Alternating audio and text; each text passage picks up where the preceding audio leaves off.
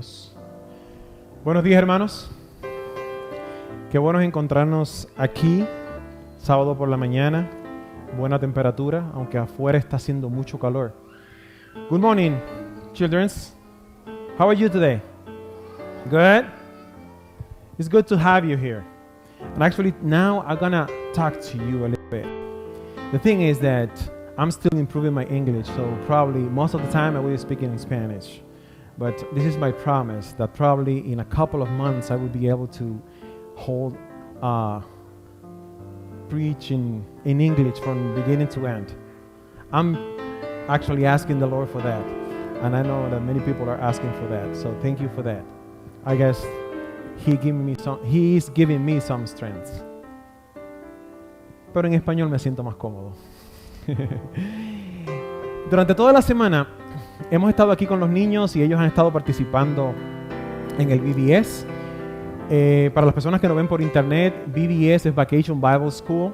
En algunos países se conoce como la escuelita filial. También se conoce como la escuela de verano. El caso es que durante toda esta semana los niños han estado aquí y han estado recibiendo palabra, han estado recibiendo bendición, maravillosas actividades y comida muy sabrosa. Yo he comido de ella, así que puedo decir que es sabrosa. Y hemos utilizado este escenario para hablar acerca de cómo Dios nos sostiene. Aunque se nos presentan montes que son problemáticos, Dios nos sostiene. Hemos utilizado el Monte Everest como el escenario para el VBS durante toda la semana. Y hoy yo vengo a hablarles a ustedes. I'm here to talk about a person, a man, that in the middle of the story, he was on the top of the mountain. Se encontraba en el tope de la montaña, bien alta. Y allí en el tope de la montaña, él miró hacia atrás. Y mirando hacia atrás, se dio cuenta de que ya había superado sus miedos. He was no longer afraid. Cuando miraba hacia el frente, in the bottom of the mountain, allá abajo en el valle, allí estaba aquello que le había provocado miedo. Pero ahora él estaba en el tope de la montaña. ¿Dónde estaba él? En el tope, arriba en la montaña. Y abajo había un gigantesco ejército que representaba todos sus miedos y todos sus temores. ¿Alguno de ustedes ha sentido miedo? Levante la mano aquel que ha sentido miedo. A ver. ¿Miedo a qué? ¿Quién me dice? ¿Quién me da un ejemplo de miedo que haya sentido? ¿Quién me da un ejemplo? ¿Quién me quiere decir? ¿You want to try? ¿Sí? ¿Ven? ¿Quién me quiere decir? ¿Quién quiere compartir conmigo un miedo que tiene? A ver, ¿tú quieres decirme un miedo que tú tengas? ¿Lo puedes decir aquí? A ver. Sí. Sí, ella tiene miedo. Todos los seres humanos tenemos miedo. A ver, ¿quién de ustedes no ha sentido miedo alguna vez? Déjeme decirle esto. El miedo puede ser un instinto de supervivencia. Por lo tanto, los seres humanos, en nuestras circunstancias hoy día, tenemos miedo. Y el miedo nos ayuda a protegernos. Génesis capítulo 9, Dios le dice a Noé, ten cuidado.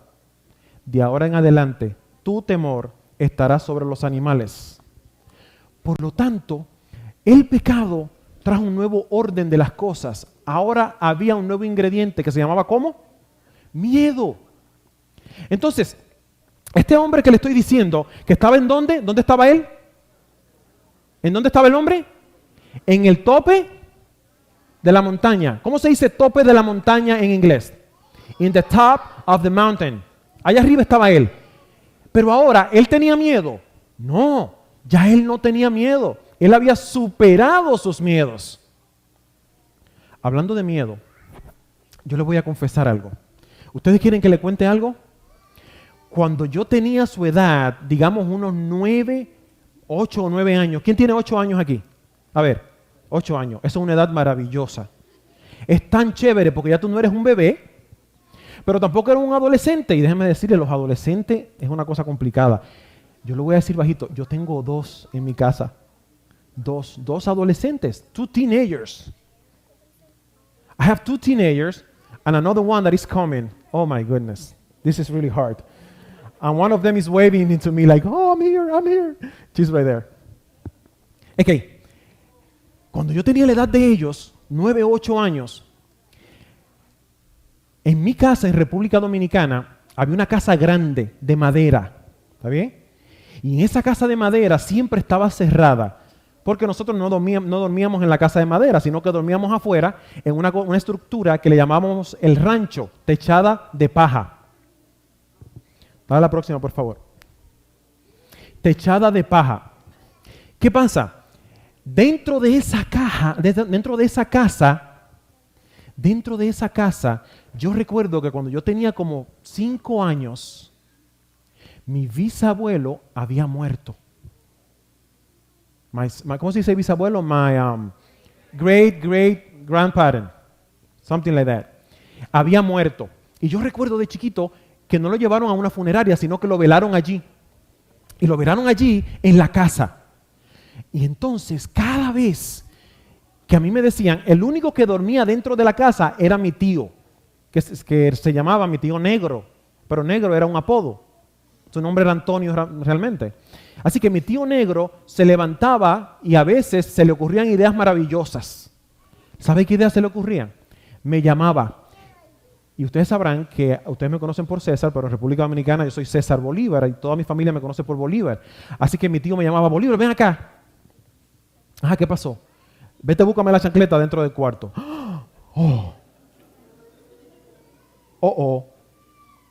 Vete, búscame la chancleta. Yo detestaba esa frase. Pero realmente no era la frase de la chancleta, sino la frase que decía dentro de la casa.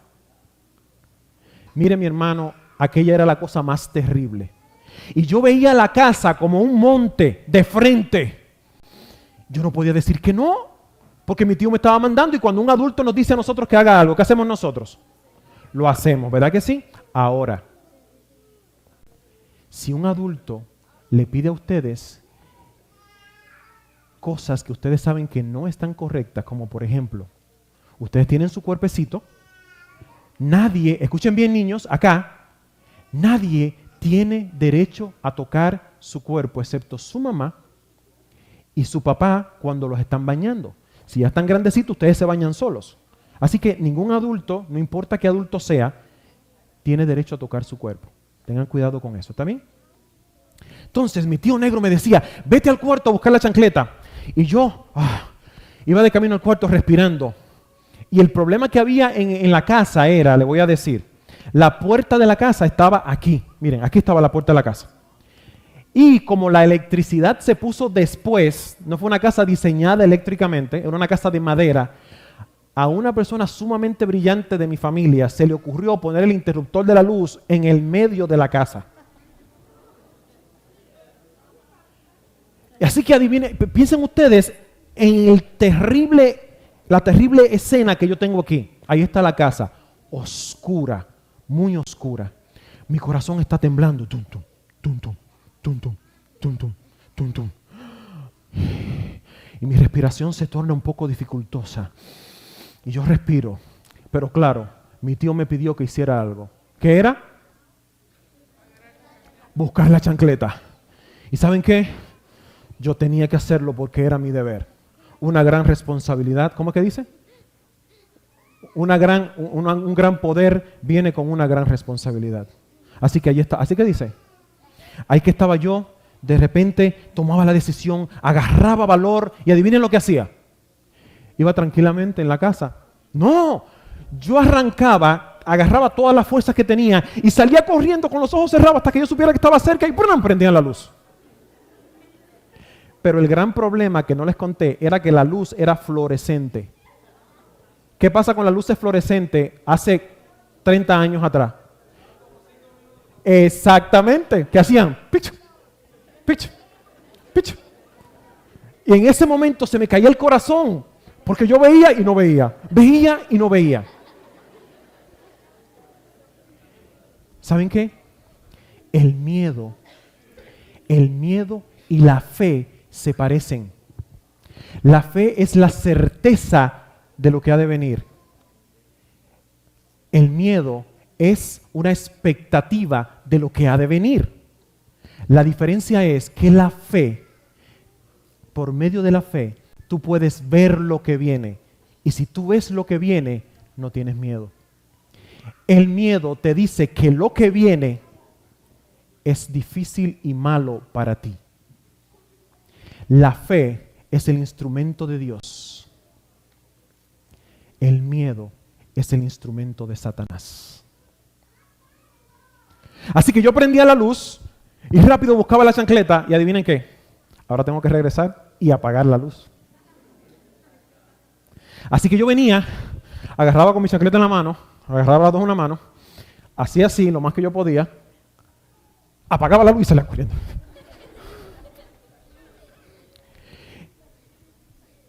El detalle es, mis queridos hermanos, que el miedo es tan peligroso que cuando yo me casé, la última vez que yo fui a mi casa, República Dominicana, que todavía la casa estaba construida, fue cuando me casé con Milixa.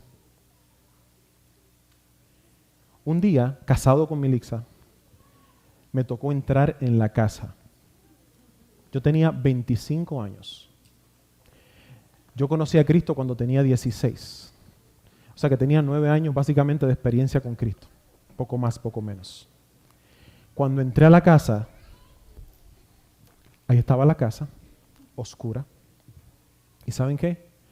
Todos los miedos que yo tenía en mi mente regresaron. Por eso es que nosotros como padres no debemos contribuir a los miedos de nuestros hijos.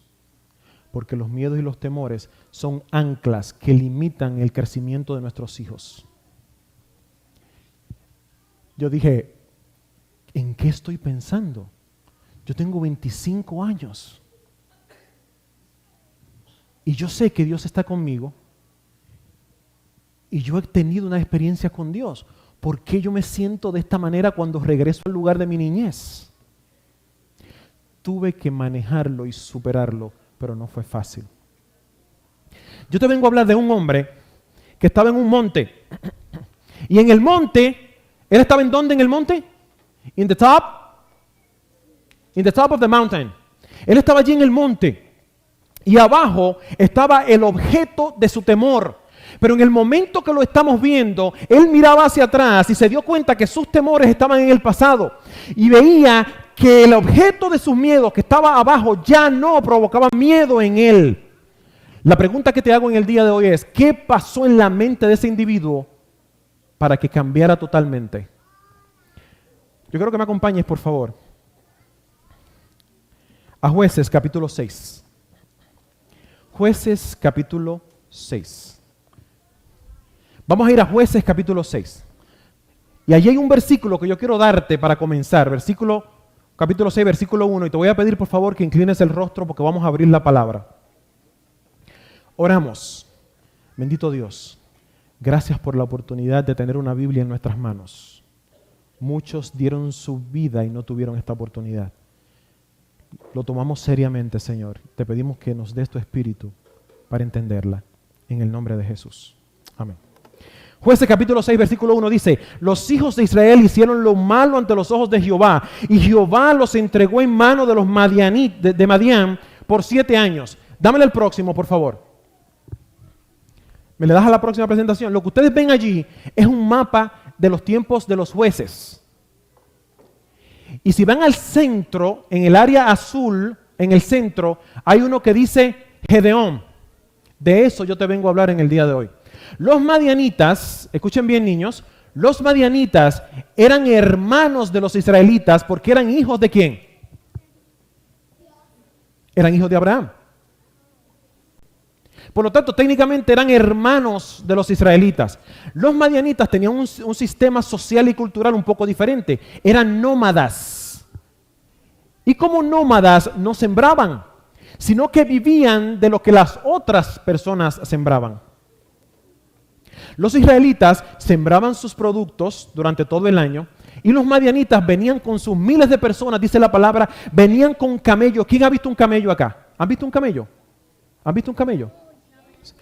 Y lo vieron. They stink. Oh my goodness. Ya dice que apestan los camellos. Y tienen una cosa aquí arriba, como y andan con una mochila, ¿verdad? Sí, con agua, con una mochila con agua. Entonces, ellos venían, los madianitas venían con todos sus camellos, con todas sus personas, con miles y miles de personas, invadían Israel y arrasaban con todo lo que había. Todo el trigo, toda la cebada, todas las uvas. Sin embargo, no destruían las villas. ¿Ustedes saben por qué? Dejaban las casas para que los israelitas sintieran la necesidad de regresar a sus casas y el próximo año volver a sembrar para ellos regresar el próximo año. Entonces los madianitas venían y arrasaban con todo. Y aquí dice, los hijos de Israel hicieron lo malo ante los ojos de Jehová y Jehová los entregó en mano de Madián por 7 años. Y la mano de Madián prevaleció contra Israel y los hijos de Israel por causa de los madianitas se hicieron cuevas en los montes y cavernas y lugares fortificados. ¿Qué hicieron los israelitas? Cuando tú tienes miedo, ¿qué tú haces? Los otros días estaba escuchando un seminario que decía que los seres humanos cuando tienen miedo quieren hacerse pequeños y se quieren hacer lo más pequeño posible. Por eso cuando tú tienes mucho miedo, normalmente tomas la posición fetal para hacerte lo más pequeño posible. Los israelitas tenían miedo y como tenían miedo se metían dentro de las cuevas para no encontrarse con Madián. Más adelante aparece un personaje que nosotros los conocemos, se llama Gedeón. Y dice la palabra que Gedeón estaba cosechando su trigo y su cebada y para cosecharlo se metía en los lagares. Los lagares era donde se hacía el jugo de la uva. Y obviamente Gedeón se metía dentro de los lagares porque los madianitas pensaban que allí en esos lugares no iba a haber nadie en absoluto cosechando cereales. Así que allí estaban los israelitas con mucho miedo y temor terrible. Los madianitas venían y lo atacaban. ¿Alguna vez te has sentido que alguien está abusando contra ti? Hey guys, do you know what is bullying? You know what is bullying? Everybody knows what is bullying. What I'm trying to say is that this guy, Madianites, they were bullying Israel.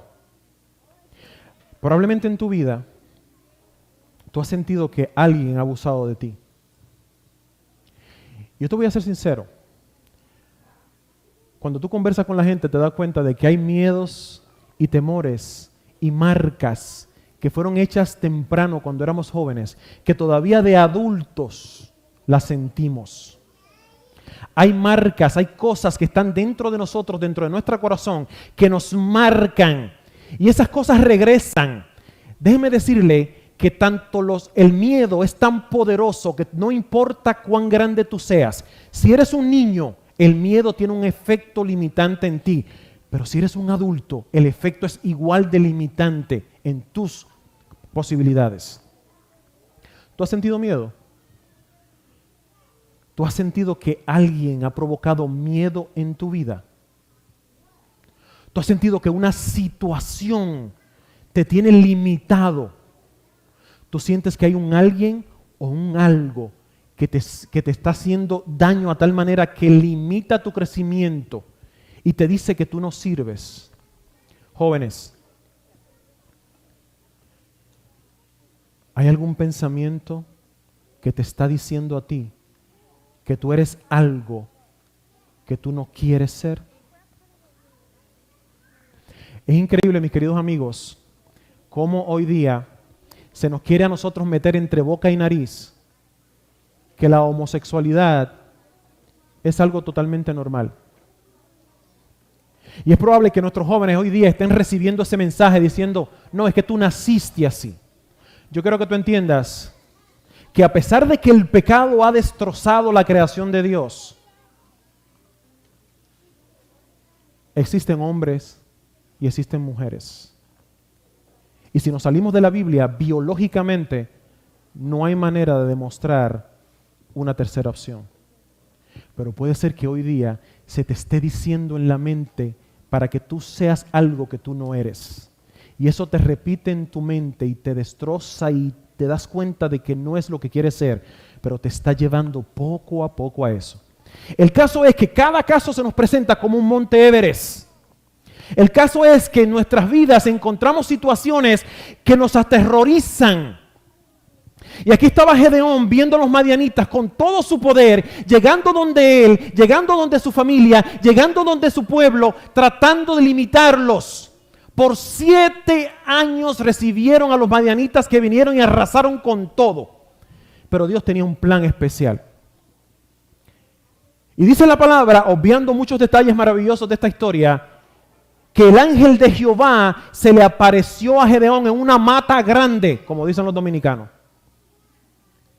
Había un árbol gigantesco y en ese árbol, en esa encina, se le apareció el ángel de Jehová. Y yo quiero que tú escuchen estos detalles. Primero, estoy leyendo Jueces capítulo 6, versículo 12. Y el ángel de Jehová se le apareció y le dijo, Jehová está contigo, varón esforzado y valiente. Pregunta para ti.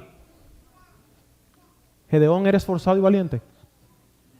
Cuando yo entré a la iglesia, yo recuerdo que fuimos a un campamento de cadetes, pastor. Y fue el campamento de los Gedeones. Y yo dije, wow, yo no conocía la historia de los Gedeones. Y me decían, no, los Gedeones eran gente, fueron 301, porque Gedeón estaba allí. Y eran gente valerosa, gente fuerte, gente poderosa. Yo me imaginé a 300 Arnold Schwarzenegger. Poderoso, así, fuerte. Pero cuando leo la historia, me entero de que no es así. El ángel de Jehová viene donde Gedeón y le dice, varón esforzado y valiente. Sin embargo, más adelante, en el versículo 15, Gedeón le dice, pero ¿cómo yo voy a luchar contra los madianitas si yo no tengo nada? Si mi familia es pobre y yo soy un pobre individuo que no puedo ni con mi vida. ¿Por qué el ángel de Jehová se le presenta y le dice, joven esforzado y valiente? Te voy a decir por qué.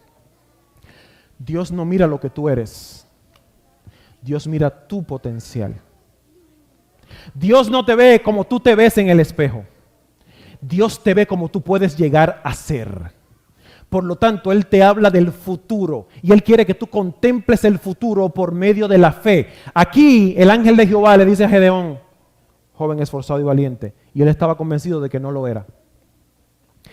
Voy a leer en el versículo 13. Dice, y Gedeón le respondió, Señor mío, si Jehová está con nosotros, ¿por qué nos ha sobrevenido esto? Fíjate que el versículo 1 decía que Jehová se había apartado y había dejado a los israelitas, a los madianitas. Si eso era cierto, ¿por qué el ángel de Jehová es el que viene ahora a hablar con Gedeón? Escucha esto. Primero, el que escribe el libro de los jueces dice, versículo 1, Dios había abandonado a Israel. Pero ahora es Dios el que viene a buscarlo. Si los había abandonado, ¿por qué es Dios el que se mueve a buscarlo? Tienes que entender, tienes que comprender que Dios respeta mi decisión cuando yo decido caminar lejos de Él. Pero jamás Dios habrá de descansar hasta que conquiste tu corazón. Y aquí está Dios viniendo a impresionar a Gedeón en el versículo 13. Versículo 14. Y mirándole Jehová le dijo, ve con esta tu fuerza y salvarás a Israel de la mano de los madianitas. ¿No te envío yo? Gedeón le dice, versículo 15, entonces respondió, Señor mío, ¿con qué salvaré yo a Israel? Yo no tengo recursos. Y Dios le dice, versículo 16, ciertamente yo estaré contigo y derrotarás a los madianitas como a un solo hombre. Entonces, mis queridos hermanos, cuando Dios viene donde ti, te ve como tú puedes llegar a ser, ¿no es cierto? Ahora bien, tiene que pasar algo en tu corazón. Honestamente, todo lo que veo en la Biblia es el mismo mensaje recurrente en todas las historias. Dios tratando de convencer al ser humano que por sus propias fuerzas no puede, que tiene que depender de Él para lograr las cosas. Por eso entonces, una vez Dios convence a Gedeón de que en él no había fuerza, Dios provoca la introspección en Gedeón diciéndole, tú puedes luchar contra Israel, vete, pelea con Madián, con tus propias fuerzas. Gedeón dice, espérate, no me tires, es que yo no puedo. Entendiste el mensaje, tú no puedes. Ahora voy a comenzar a trabajar en tu corazón. Para que Dios trabaje en tu vida, tú tienes que entender que tú no puedes. Cuando comprendes eso, Jehová se manifiesta en ti y te da el poder para obrar.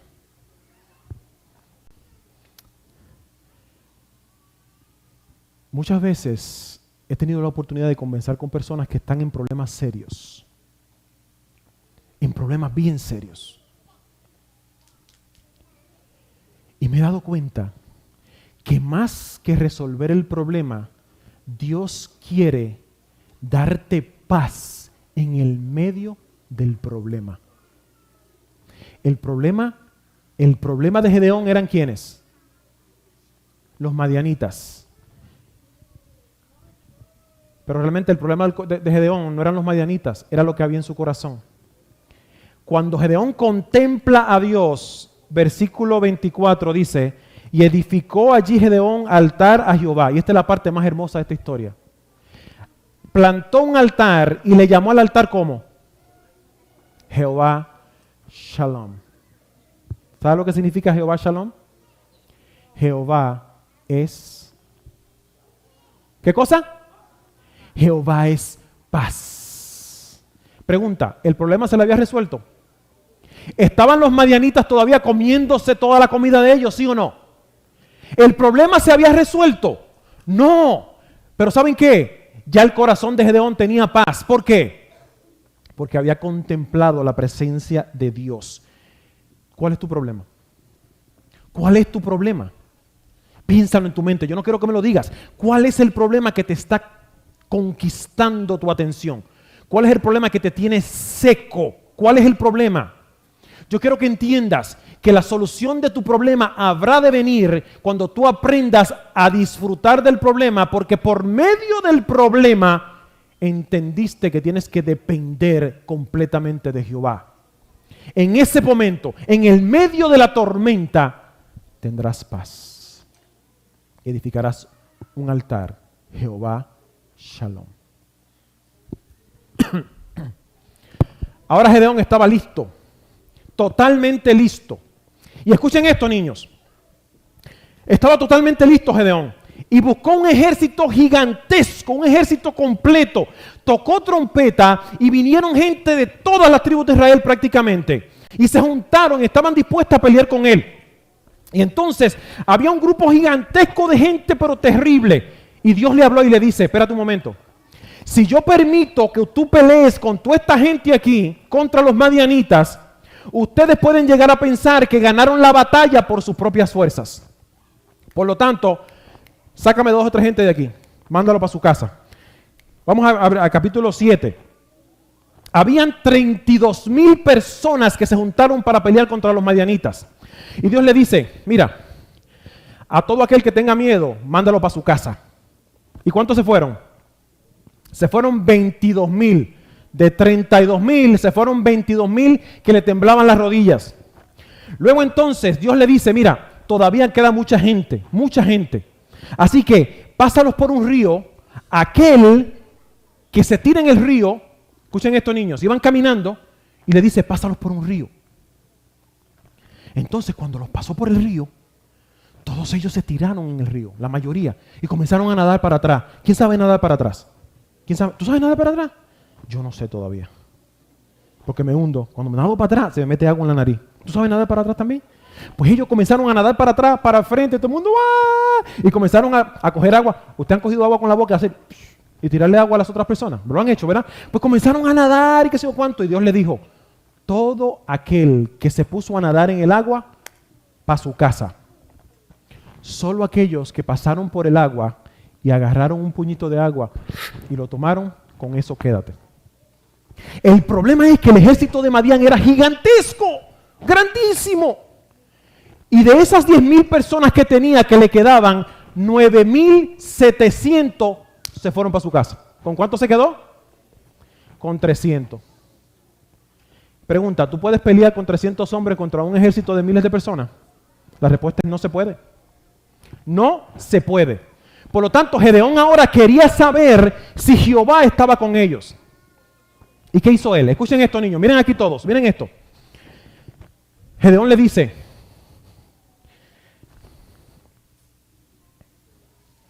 yo tengo un paño. Este paño está seco. ¿Lo ven que está seco?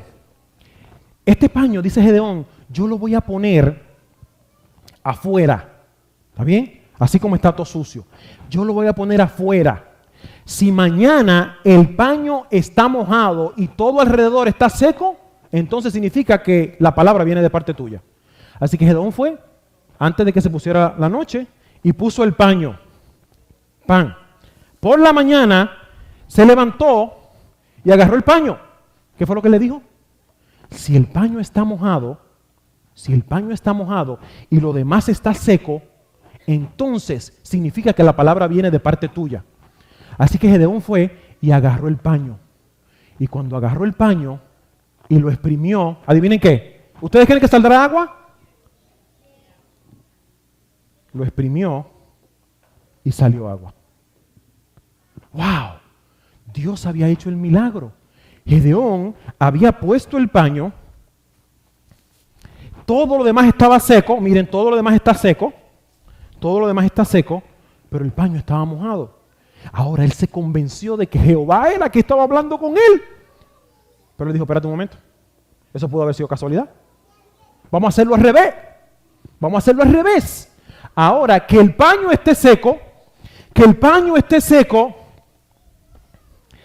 y que todo lo demás esté mojado. Todo lo demás esté mojado. Así que él vino y buscó agua y miren, había agua alrededor. Y el paño estaba seco. Entonces se convenció de que Jehová estaba hablando con él. Y dijo, no hay problema, vamos para adelante. Pero ¿saben qué? Es natural que tengamos miedo. Cuando no conocemos a Dios, es natural que tengamos miedo. Pero la palabra dice que el verdadero amor echa fuera el temor. Así que Gedeón dice, estoy listo para dejar que tú me bendigas. Pero Dios vio en su corazón que estaba tambaleando y le dice, si todavía tienes dudas, baja del monte, ven al campamento de Madián y escucha. Así que dice la palabra que entonces él estaba en el tope del monte y tenía una caseta de este mismo color, quizás. Y agarró a uno de sus compañeros, porque tenía un poco de miedo, y bajó del monte, calladito. Calladito. Escuchen los pasos de Gedeón caminando en el Pine Straw.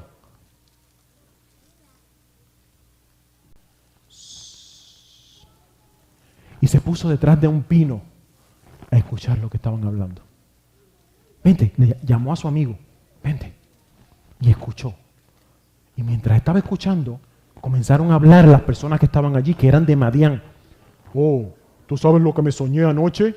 ¿Qué te soñaste? Me olvidé de la voz. Me soñé que un pan, sí, un pan venía desde el monte. Un pan. Y el pan descendía desde el monte y venía rodando y cayó encima de nuestras casetas y en el campamento y acabó con todo. Porque el tipo era dominicano. ¿Oh, sí? ¿Y qué es eso? Yo no sé, pero parece que los israelitas con Gedeón vienen a conquistarnos. ¡Oh! Gedeón, ese soy yo, dijo él. Vete, vámonos. Escuchen los pasos de Gedeón yéndose de nuevo. Él escuchó que los madianitas tuvieron un sueño de que un pedazo de pan descendía del monte y que ese pedazo de pan destruía el campamento de los israelitas, de los madianitas. Un pedazo de pan. Los madianitas interpretaron el sueño. ¿Cuál fue la interpretación del sueño? Eso seguro es Gedeón, que viene con el ejército a destruirnos. Pregunta para ti. ¿Qué representa el pan en la Biblia? ¿Y saben qué?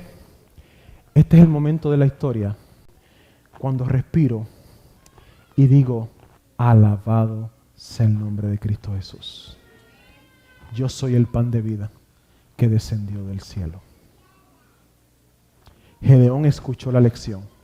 Los madianitas interpretaron que era Gedeón, pero Gedeón entendió claramente por lo que él dice después.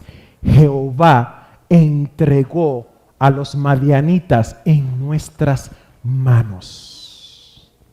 Ese pan de cebada que descendía del monte representa a Jesús, que con su poder te da autoridad para desatar todos los yugos que el pecado ha atado en tu vida. ¿Por qué yo digo que el pan de cebada representa a Jesús? Tienes que entender lo que es la Pascua. Y tienes que entender lo que es la agricultura judía. Tienes que comprender que se sembraba cebada y se sembraba trigo. Y tienes que comprender que la cebada estaba más rápido que el trigo. La cosecha de cebada siempre era en marzo y en abril. Y coincidía con la Pascua, que era en marzo y en abril, en el primer mes del calendario judío. Y esa cebada era el material que se utilizaba para hacer los panes de la Pascua. La cebada se utilizaba y se hacía sin levadura, los panes ácimos. Esa cebada era barata, no era tan cara como el trigo. Esa cebada era accesible a los pobres. Esa cebada estaba en manos de todos los pueblos. Esa cebada estaba en manos de todas las casas de Israel. No importa cuán poderosa económicamente o socialmente pudieran ser. Esa cebada era la cebada de los pobres. Y con esa cebada se hacía el pan de la Santa Cena. Esa cebada representa a Cristo. El trigo, por el contrario, se daba 1 o 2 meses después, por allá por mayo. Y el trigo era abundante, pero era mucho más caro que la cebada. Hay una conexión entre el trigo y el Pentecostés. Y otro día te la cuento. El detalle es que entonces, ahora, él estaba listo para la batalla. Tony, ven acá. Ven acá, Tony. ¿Dónde está Jaden? Sergio, David, ¿dónde están esa gente? Me están haciendo adiós. Vente, Tony. ¿Dónde está Jaden? Vente, Sergio, vente, Jaden. Vente, Benji. Vénganse. Ok, pónteme aquí, papá. Pónteme aquí. Aquí. Ok. A ver, vengan chicos, rápido, rápido. Ok. Aquí está Tony. Vente aquí. Siéntame acá, siéntame acá. Siéntate acá. Ustedes 3, siéntense acá. Vente aquí, Jaden. Chicos, pregunta para ustedes. Ven acá. Súbete aquí, Jaden. ¿Ustedes creen que Jaden puede vencer a Tony en una pelea? Jaden, enséñale tus músculos, Jaden, para que ellos vean. Muscles. Ahora, ¿ustedes creen que él pueda vencer a Tony? ¿No? Ok, vamos a ver. Párate, Benji. Y ahora, ¿ustedes creen que él pueda vencer a Tony y a Benji juntos? Sergio, párate. Enséñale tus músculos, Sergio. ¿Ustedes creen que él solo pueda vencer a estos 3? Y si le ponemos otro, David, ¿ustedes creen que Jaden pueda vencer a ellos 4?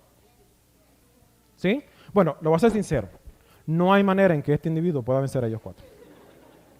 Esos 4 van a ser picadillo con él. Mangú, majadito.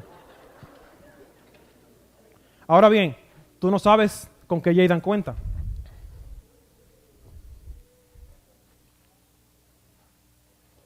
Tú decías que él no podía con ellos, ¿verdad? Pero tú no sabes las armas que él tiene. Tú no las conoces. Lo que pasa es que tú no conoces las armas que Jaden tiene. ¿Verdad que no, Jaden? They don't know. Ahora yo le doy una olla, agárrala. ¿Qué ustedes creen? ¿Él podrá vencerlos a ellos con una olla? ¿No? A hoyazo en la cabeza. ¿No? ¿No? Y si le doy una luz, mira la luz. Métela dentro de la olla. Ahí.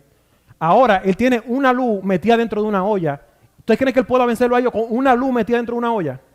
Que no. Ah, no, porque lo que le falta entonces es... ¿Escucharon? Ahora sí es verdad que hay manera. Agarra la trompeta. Tiene una olla, señores, una olla, un caldero, decimos en República Dominicana, y tiene una paila, y tiene una luz metida dentro de la olla. Aguántala ahí. Y ahora le doy una trompeta. Agarra la trompeta. En la mano derecha la trompeta y la olla aquí. Vente acá. ¿Ustedes creen que él pueda vencerlo a él? A ellos. Aguanta aquí. ¿Tú crees que lo pueda vencer? Ustedes pongan así todo. Señores, ¿saben qué? Si les soy sincero, esto es ridículo. Es ridículo que yo pueda enfrentarme a personas más fuertes que yo con una olla, una luz y una trompeta. Nadie va a la guerra a pelear con una olla. Pregunta, ¿por qué Dios mandó a Gedeón y a sus 300 a pelear con una olla, una luz y una trompeta? ¿Tú sabes por qué los 300 se quedaron en la batalla? Porque Dios vio que eran los únicos que no dependían de la espada, porque su espada estaba en el cinto. Y Dios se dio cuenta de que eran personas que estaban dispuestas de mantener la espada en su cinto porque sabía que Jehová había entregado a los madianitas en sus manos. Esa gente sabía versus los otros que dependían de su propia fuerza. Los 300, por lo que yo veo en esta historia, los 300 entendían que Jehová había entregado a los madianitas en sus manos. Jehová los había entregado, niños. Por lo tanto, no importa las armas que tuvieran en sus manos, lo importante es, dice la palabra, que ellos estuvieran firmes. Escucha esto. Estoy leyendo Jueces capítulo 7, versículo 21. Y se estuvieron firmes cada uno en su puesto en derredor del campamento. Entonces todo el ejército echó a correr, dando gritos y huyendo. Dice la palabra, vente aquí, Jairan, que Gedeón dividió el grupo en tres. 100 por un lado, 100 por un lado y 101 por el otro lado. Y dice la palabra que Gedeón le dice, cuando yo te dé la orden, apágame la luz por favor. Cuando yo te dé la orden, entonces, cuando ustedes me vean a mí, esto es lo que van a hacer. Rompe la olla de barro. ¿Qué dije? Rompe, escúchenla. Rompe la olla de barro. Saca la luz y alumbra. Y toca la trompeta.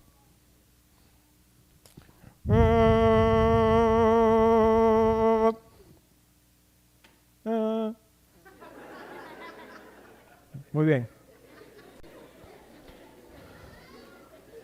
Señores, se gana una guerra rompiendo ollas, levantando luces y tocando trompetas. La guerra espiritual que tú estás enfrentando se gana de esa manera. Gracias, chicos. Enciéndeme las luces. La palabra dice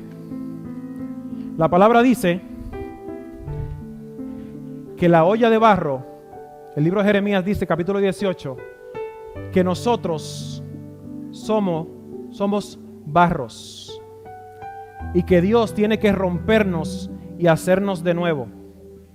El barro en la mano de Gedeón significa que su fuerza de voluntad, su yo personal, sus intenciones, sus ideas preconcebidas, pero más que nada, sus miedos estaban siendo rotos en las manos de Dios.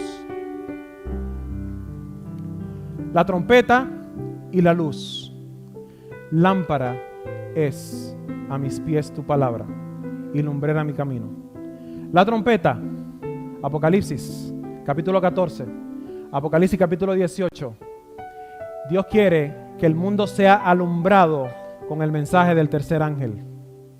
Mientras tú ves tu problema, mientras tu problema esté en el valle, mientras estás a punto de morir del temor, tienes que entender que en el medio de tu problema tú puedes tener paz, porque Jehová te ha dicho lo siguiente: para que tengas paz, que ya no vivas tú, sino que viva Cristo en ti. Rompe tu olla de barro, rómpela. Deja que Dios te rompa y te vuelva a hacer, porque Él es el alfarero que te puede reconstruir completamente nuevo. Jehová te dice que mi palabra esté en tu corazón. El libro de Hebreos dice que Dios escribió su ley, ¿dónde? En mi corazón. Y mis manos y mi frente, dice el libro de Apocalipsis, están marcadas con la marca de Jehová. Mis manos y mi frente vibran al sonido de Jehová. Finalmente, el efecto de la olla rota y el efecto de la luz alumbrando es tú diciéndole a todo el mundo que Dios tiene poder para que venzan el pecado. En Puerto Rico, yo estaba predicando un tema similar a este. Y recuerdo que le decía a las personas, en el medio de tu problema, ¿qué tú haces? ¿Tú sacas la espada o tú tomas la luz que Dios te da? ¿Qué tú haces en tus problemas? ¿Qué estás haciendo? Te voy a decir esto. Es muy probable que la razón por la cual tú estés todavía estrogoleando en tu problema, struggling, que tú estés teniendo problemas en tu vida, es porque en medio de tu problema lo que tú haces es sacar la espada y comenzar a volar cabeza. Y por eso el problema sigue y sigue y sigue y sigue y sigue y sigue y sigue. Y va a seguir hasta que tú entiendas el asunto del barro. Pero Dios está buscando personas que estén dispuestas a tener su espada en su cinto y a escucharle a Él. Y yo estaba predicando de esta manera en una iglesia, y en la parte de atrás donde está el hermano allá, había un señor que me miraba seriamente. Me miraba seriamente. Y a mí se me ocurrió la maravillosa, tonta idea de ir donde él a preguntarle: hermano, dígame usted, en el medio del problema, ¿qué hacemos? ¿Sacamos la espada o levantamos la trompeta y la luz? Y él me miró con una cara de lárgate y déjame en paz. Y no es la cara que tú esperas recibir en una iglesia cuando estás predicando. Y en ese momento estaba en la disyuntiva de si seguía conversando con él o iba hacia atrás. Así que hice lo mismo, hice las dos cosas. Caminé hacia atrás y seguí conversando con él. Y le dije: no, hermano, traté de ser empático. No, lo que sucede, yo entiendo su situación. Quizás usted y yo hagamos lo mismo. Yo probablemente en el medio de mi problema lo que hago es que saco la espada y comienzo a volar cabeza. Y él me mira mal y me dice: yo sacaría la espada. Y yo: ok, gracias, no hay nada, no hay problema. Y me echo para atrás. El caso es que Dios conoce tu corazón,